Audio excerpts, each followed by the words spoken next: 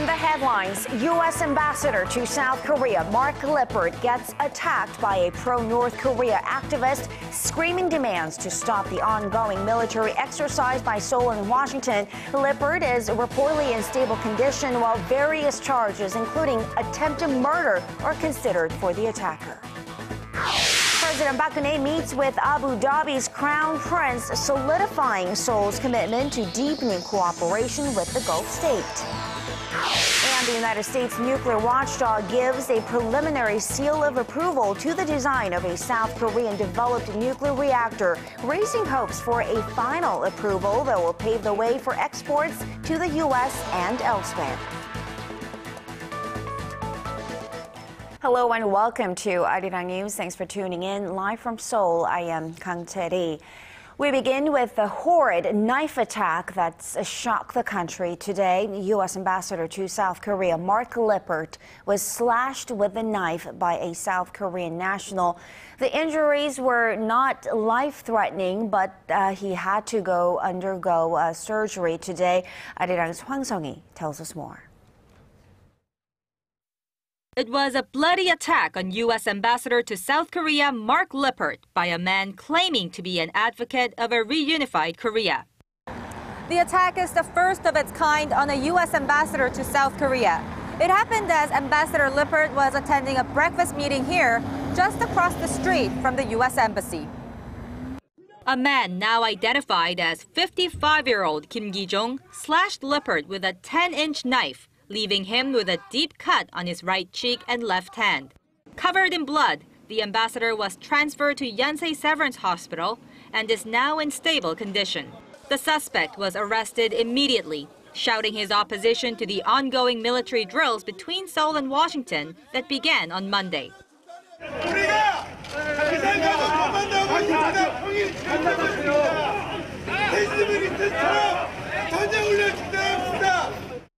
Kim has a history of unpredictable behavior.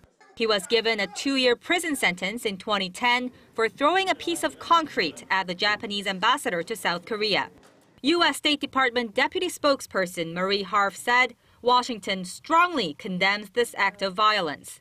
The ambassador, who is a close friend of President Barack Obama, received a phone call from the president, wishing him the very best for a speedy recovery. The South Korean government convened an emergency meeting, calling for a prompt investigation into the issue and pledging bolstered security for diplomatic missions in Seoul. The Foreign Ministry called the attack deeply regrettable, but said the latest turn of events will not leave a dent in their strong alliance. Both South Korea and the United States believe the incident will not cause any harm to our alliance. And the ambassador, well known for his activities on Twitter, tweets that he will be back ASAP to advance their alliance. Hwang Sung-hee, ARIRANG News. Now, despite the attack on the U.S. ambassador, the apparent cause of the attack, 2 annual military exercises between Seoul and Washington, will continue as planned. That's according to General Curtis Scaparoni, a commander of the ROK U.S. Combined Forces Command. Shortly after the attack, he emphasized to reporters that the incident will not affect these military exercises. Seoul and Washington will continue with the 2-week-long Key Resolve drill, which is a computer-simulated exercise, and the 8-week-long field training exercise named Full Eagle. Meanwhile, President Park Geun-hye, who is currently in the Middle East, said the attack on Ambassador Lippert is directed at the Seoul-Washington alliance, and it's simply unacceptable. Her aides say the president was appalled upon hearing the news roughly half an hour after it took place. She expressed her hope for the ambassador's speedy recovery and expressed her regret to his family and U.S. President Barack Obama. The Seoul government says it will do all that's necessary to resolve this case in close cooperation with the United States. In other story of the day, U.S. and Japanese officials are in Tokyo for ongoing talks on a regional trade deal. But some local media have put attention on whether recent remarks by a senior U.S. official regarding tensions in Northeast Asia will impact this meeting. Experts say it's not likely. Our Kang Chery has more. Delegations from the U.S. and Japan are in Tokyo on Thursday for talks over a regional free trade deal known as a Trans-Pacific Partnership. Their meeting has gained local media attention as it follows controversial comments from a senior U.S. official that were seen as letting Japan get away with whitewashing its wartime atrocities. Although later reports clarified that Under Secretary of State Wendy Sherman's remarks did not indicate a shift in Washington's stance on the historical tensions in Northeast Asia, some say it showed U.S. efforts to strengthen its ties with Tokyo. And concluding the TPP deal were set to be on one of Washington's priorities before Japanese Prime Minister Shinzo Abe visits Washington in spring. However, experts say they see no connection between Sherman's comments and the U.S.-Japan's TPP negotiations. This isn't just a bilateral trade relationship between the United States and Japan. There are 12 countries involved, and potentially more as additional countries get added on after the agreement's hammered out. Kim says it's not the diplomatic ties that have impact on trade relations, but rather the other way around. Trade often strengthens or reinforces diplomatic relations. That is, it brings the countries closer together. That's largely because there's a lot to be gained through the trade relations. Analysts say the final agreement on the TPP could bring a shift in Washington's stance on tensions in Northeast Asia. But they added since Washington is not solely economically dependent on Japan, their stance towards historical rows in the region will likely remain unchanged. Kang Chery, ARIRANG News. Now, it's been confirmed that a missing Korean-Canadian pastor is being held captive in North Korea. Pastor Im Hyun-soo's family say that's what the North Korean regime had confirmed for the Canadian government, according to the government there. The 60-year-old last entered North Korea via China late January on a humanitarian mission, but has been missing since then. President Park Geun-hye is traveling the Middle East to boost economic diplomacy. Today, she held talks with the United Arab Emirates Crown Prince as she's aiming to keep up with the momentum in their strategic partnership. Our Choi Yoo-sun follows this report from Abu Dhabi. In a deal signed Thursday, Seoul and Abu Dhabi agreed to share halal food technologies and market and certification data. Halal foods are certified according to strict Islamic dietary guidelines, and its global market size is expected to hit $1.6 trillion in 2018. That's some 15% of the entire food and beverage market. Sealing this deal paves the way for Korea to develop its own halal-certified products, which it anticipates will double its current $700 million halal exports by 2017. It also opens the door for the UAE to bolster its agricultural and food industries in cooperation with Korea, while also giving Korean companies the opportunity to make inroads into the region. We expect to make another big leap in the agricultural industry if Korea enters the Middle East with high-quality halal and agricultural products. On the cultural front, the two sides will set up the Gulf region's first Korean cultural center in Abu Dhabi and push for joint development of cultural contents. This is in response to a growing Korean population in the UAE and the UAE's interest in Korean culture and language thanks to the popularity of Korean TV dramas and K-pop. Seoul and Abu Dhabi also agreed to upgrade their collaboration in healthcare, oil field development, and infrastructure. Choi Yoo-sun, ARIRANG News, Abu Dhabi. And going back to Korea's nuclear power industry, Korean reactor technology has made it through a preliminary review by the U.S. nuclear regulator. Experts say chances are high that Korea will pass the final hurdle in a few years' time, which would open up vast export opportunities for local businesses. Our Kwon So-ah reports. Korea has cleared the first hurdle in a process that could eventually allow it to export nuclear reactors to the United States and elsewhere, as Korea's blueprint for a 1,400-megawatt reactor has passed a preliminary inspection by the U.S. Nuclear Regulatory Commission. The technology for the reactor, the Advanced Power Reactor 1400, is currently being applied to 4 reactors under construction in Korea and 4 in the United Arab Emirates. The U.S. Commission is the country's nuclear watchdog and functions much like the FDA for food and drug regulations. The NRC is known for its strict nuclear safety regulations, which it strengthened last year. Korea is the first country to pass a new preliminary examination, raising hopes for the expansion of Korea's nuclear reactor business. If Korea's nuclear power technology makes it through the final review, there will be a myriad of opportunities for competition with other strong countries in the business, like the U.S., Canada, France, and Russia. Korea has especially high expectations that it will be able to export its reactors to the U.S. The country uses 30% of the world's nuclear energy, but around 30 of its aging nuclear plants will have to be shut down in the next 10 to 20 years, meaning the demand for replacements will be high. Korea's state-run nuclear power agency says its goal is to get a final yes from the U.S. by 2019. Kwon-soa, ARIRANG News.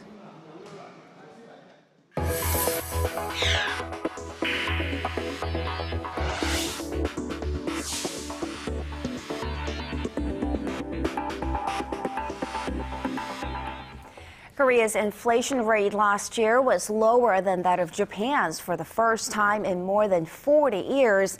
And this is raising concerns once again that Korea might be on the path to a Japan-style deflation. Our Son Jang-in tells us more. Korea's inflation rate stood at 1.3% in 2014, almost 1.5 percentage points lower than that recorded by Japan. It's the first time since 1973 that Korean consumer prices grew slower than Japan's. While Japan's inflation rate was buoyed by a weak yen and a sales tax hike, prices in Korea remained flat due to a drop in petrochemical products and agricultural goods.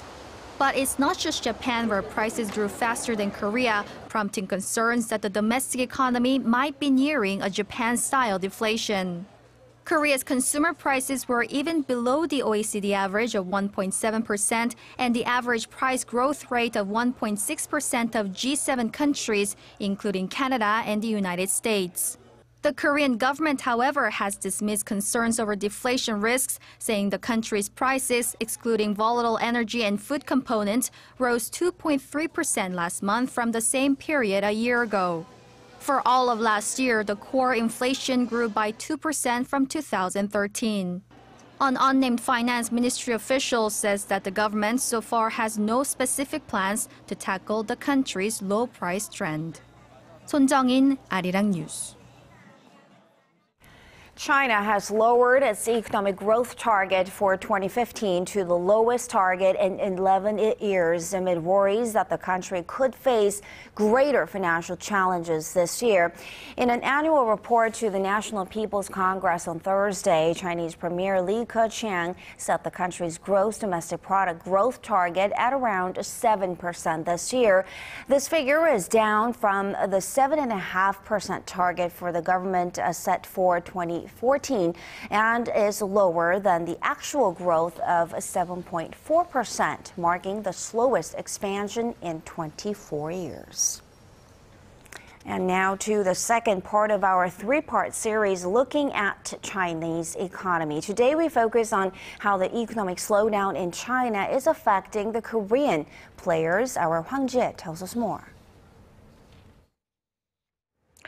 Korea's exports to China dropped by almost 0.5% last year, a stark contrast from the average annual growth of over 20% from 2000 to 2008 and 14% after the global financial crisis.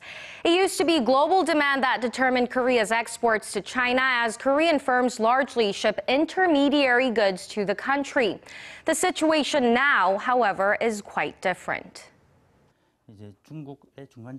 A majority of intermediary goods exported to China for assembly are now consumed within China. So Korea's exports to China are more affected by the demand in that country than in other nations like the U.S. or the EU.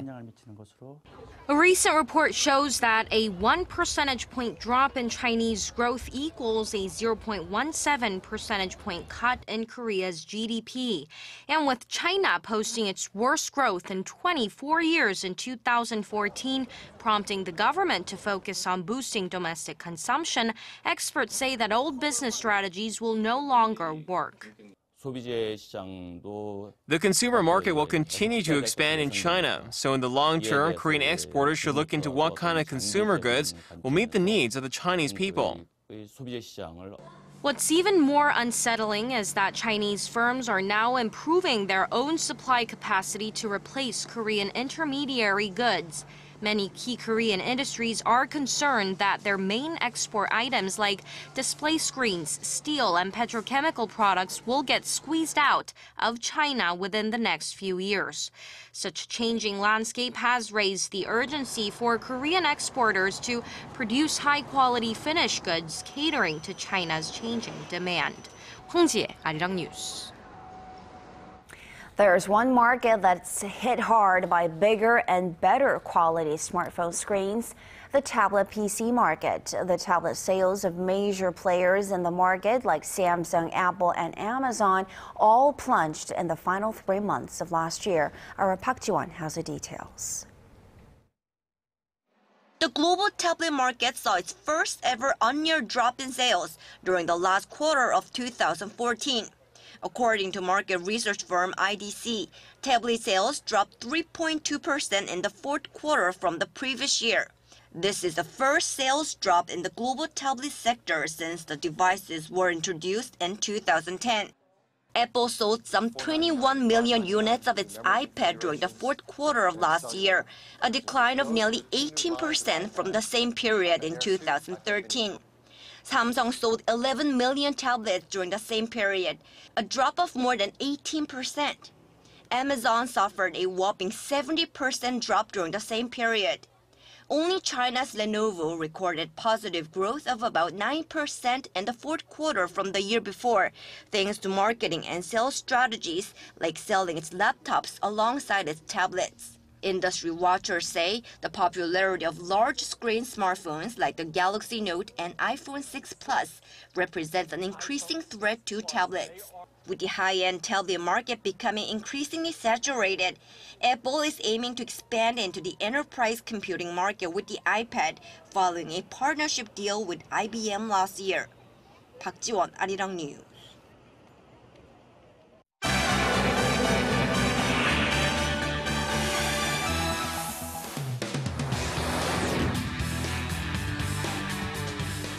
U.S. Secretary of State Kang Chery is making diplomatic moves in Saudi Arabia as he is trying to secure support for a potential nuclear agreement with Iran. And Paul E. is joining us from the News Center. Paul, there are many groups that strongly oppose this deal, chief among them being Israel. So the big question is, how is Saudi Arabia considered the crucial player in making this deal happen? Well, policy experts say convincing Saudi Arabia to accept any nuclear pact is important to President Obama because he needs Riyadh's cooperation on a host of other regional issues, and that includes moderating U.S. influence in those rich oil markets. Chery arrived in the Saudi Arabian capital on Thursday and will likely try to reassure King Salman that the Iran nuclear agreement will be in his nation's best interests. This despite fears among Arab nations that it may boost Tehran's backing of Shiite Muslim groups in the region. Ahead of his arrival, Chery stressed the emerging deal remained the best option on the table. And most importantly, as President Obama said yesterday, we know that no one has presented a more viable, lasting alternative for how you actually prevent Iran from getting a nuclear weapon. So, folks, simply demanding that Iran capitulate is not a plan. And nor would any of our P5+1 partners support us in that position. Chery made the remarks after wrapping up 3 days of nuclear talks with his Iranian counterpart Mohammad Javad Zarif in Switzerland. The two diplomats are set to resume negotiations on March 15th with the aim of finalizing a framework before the deadline expires for an outline accord between Iran and 6 world powers. And turning to Washington, U.S. President Barack Obama has issued an order to extend a range of sanctions against Russia for its role in the Ukraine crisis. Moscow has repeatedly denied any involvement in the conflict in eastern Ukraine, but we've seen evidence to the contrary. That's right. The latest report by the Pentagon suggests as many as 50,000 Russian troops have been positioned on the Ukraine-Russia border, along with the buildup of other military hardware. President Obama first signed an executive order last year imposing travel bans and asset freezes against government officials identified to be involved in Russia's annexation of Crimea. And in a statement released just this week, the White House said it would be extending those sanctions for 1 more year. This as U.S. officials report of heavy shelling and fighting around the rebel-held stronghold of Donetsk. We will judge Russia by its actions, not its words. And we have already begun this week intensive consultations with our European partners on further sanctions pressure should Russia continue fueling the fire in the east of Ukraine or in other parts of the country, fail to implement Minsk, or grab more land, as we saw in Debaltseve. Meanwhile, German Chancellor Angela Merkel warned Russia on Wednesday that any serious violation of the current ceasefire in eastern Ukraine would prompt Europe to impose further sanctions on Moscow for supporting the pro-Russian separatists. And staying in Washington, a U.S. Democrat, Hillary Clinton, has directly responded to allegations that she improperly used her personal email for work when she served as Secretary of State. Clinton has been under pretty heavy fire for this latest scandal, so how is she mounting her defense? Well, Clinton broke her silence on Wednesday over this growing controversy, saying she wanted the U.S. State Department to swiftly release the messages in question. Her statement was aimed at cooling a political firestorm that she allegedly avoided using government email accounts during her term as America's top diplomat from 2009 to 2013. It comes after Republicans scrutinized her actions and communications surrounding the 2012 Benghazi attack, when Ambassador Chris Stevens and 3 others were killed during an assault on the U.S. consulate. The State Department has defended Clinton, saying that at the time there was no prohibition on using a personal email account for official business as long as it was preserved. The contrary has suddenly put Clinton into hot water just as she is planning to launch a bid for the Democratic presidential nomination in 2016. And finally, the world's largest restaurant chain, McDonald's, has announced that it's dropping the use of chicken that was exposed to antibiotics. What's prompting this move? Well, it's all part of the company's efforts to please customers looking for more natural ingredients, but many critics say it still falls short of similar policies by other rival fast food chains. McDonald's announced on Wednesday that its franchises will only buy chickens raised without antibiotics that are important to human medicine within the next 2 years. The concern is that the overuse of antibiotics for poultry may reduce their effectiveness in fighting diseases. But clearly it's going to take some time for them to get all of these antibiotics out of the system and for suppliers to catch up with this great demand. But it's going to really change the way producers, chicken producers, look at how they're treating these animals and what the demand looks like. And overall, I think this change is going to be good not only for McDonald's and its customers, but for the rest of the industry. The gradual phasing out of the chicken supply, however, applies only to the roughly 14,000 McDonald's restaurants in the United States. Now, that still leaves approximately 22,000 international restaurants that will be exempt from the new rules. Charity? All right, now let's see how McDonald's expands this healthy campaign. All right, Paul, let's leave it there for now. Thank you so much for those stories, and we will see you again in just about 2 hours.